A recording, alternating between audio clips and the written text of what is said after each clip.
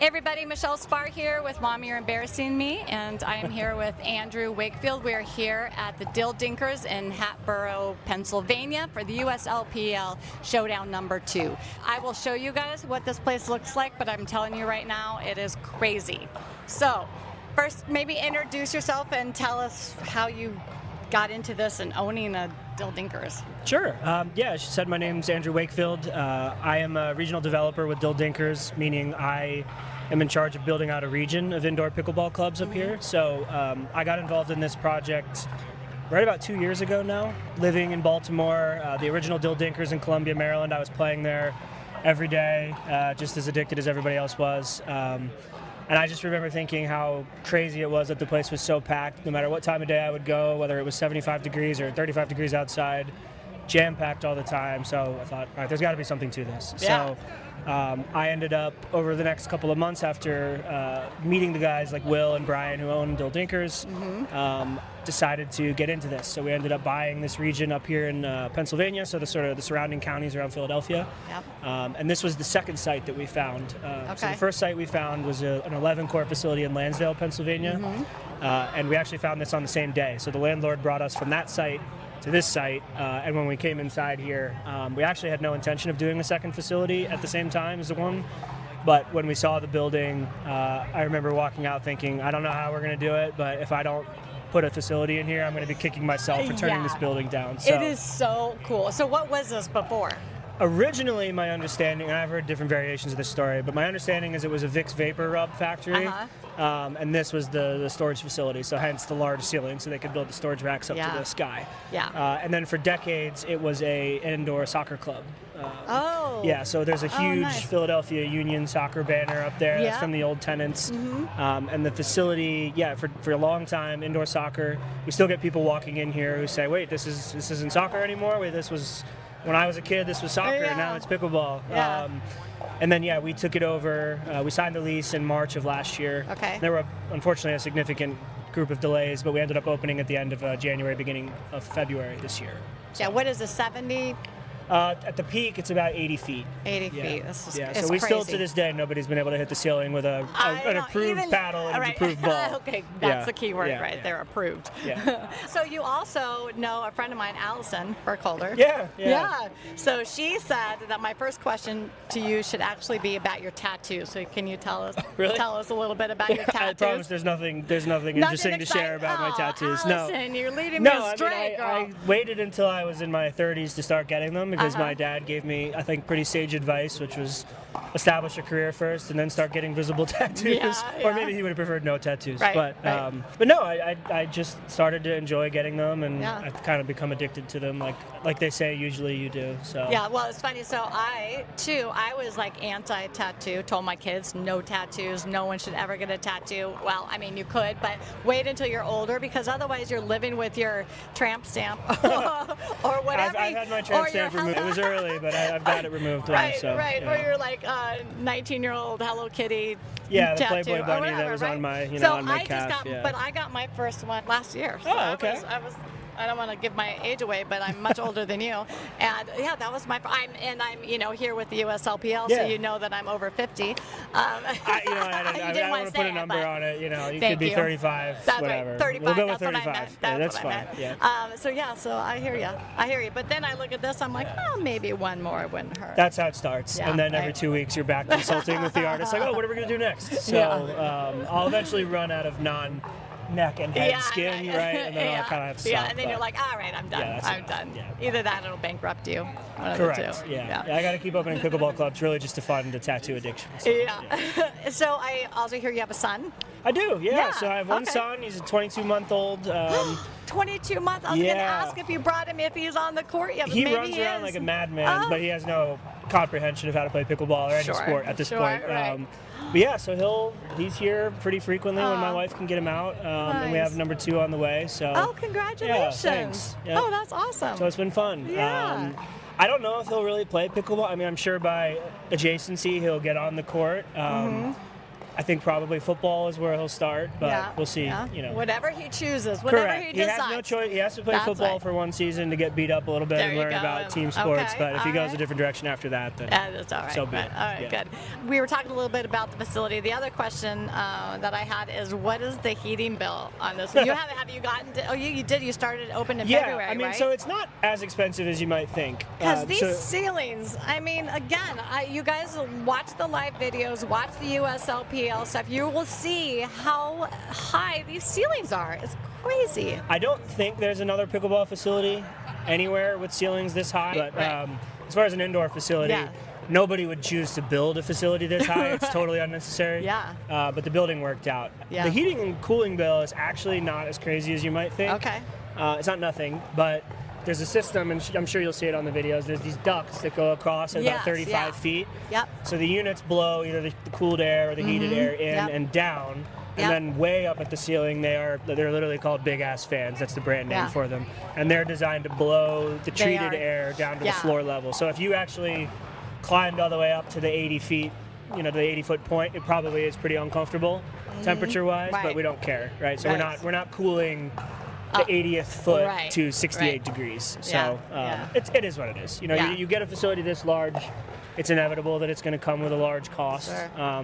But our bet was that there's enough of a market for large events like Legends Pickleball, big tournaments that have hundreds of registrants, leagues where lots of people are interested in playing.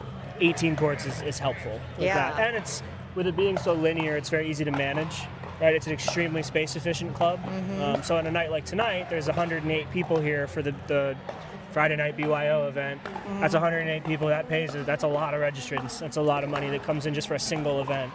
So a lot of club owners think in terms of, and I think in terms of this way for my other clubs, but for this one, it's not so much hour-by-hour utilization. It's more just the gross revenue that we can bring in for these large events. Gotcha. You know, it's to fill all of the courts with an open play, you need 108 people in one session. So we do get that sometimes. Like tonight is a good example, and we'll get sessions over the winter. But you know, in the summer or in the nice days in the spring or the fall, you're not going to fill the club. And we don't have that expectation. So. It's good that you said because I helped. Village Pickle is a place where I live in Leesburg, and I helped get that facility started. And that was one thing that we were like, okay, during those summer months when people are playing outdoors, gotta be ready for that. It's gonna happen where it's not very busy. But then you just hope that your winter can get you some through of it the is summer. hope, but some of it is also recognizing that outdoor pickleball, there's a limit to what you can get, right? The vast majority of experience, I think people experience with their outdoor play is relatively casual, social. You might have a great group that you play with at a time where the park is, you know, free and open. But if you go at the busy times to a large-scale public park, it's a roll of the dice, right? You may be out there with great games, and you may get steamrolled, or you may steamroll your opponents. The tennis players may show up. Exactly. So what people pay for, amongst a bunch of different things, they pay for the structure of indoor open play, of indoor league, of indoor private reservation, so you're not bumping into people that you don't want to be around. And I think most clubs understand that. And you see a mix of adoption over the summer months. So some places don't do anything, and they just are like, hey, we're going to shut down and save the personnel, and we'll just get it all back in the winter. But interesting way to do it. For us, we need to, and we'll continue to try to develop programming that's enticing. We don't expect that anybody's going to play the majority of their time indoors in the summer, right? Everybody loves to get outside, especially in Pennsylvania where there's, you know, big seasons. But you're right, it's the programming. Right, you have to have a reason to come inside to play, right? Especially people on fixed incomes, like, why give us your money? What are we providing to you as a club that's interesting for you? So I, I'm a Dill Dinker member. I've been to Columbia, Rockville, Finksburg, Chantilly, Manassas, and I'm missing Frederick. And this is definitely, and I love them all. I mean, I love Dill Dinkers, but this is definitely the most unique.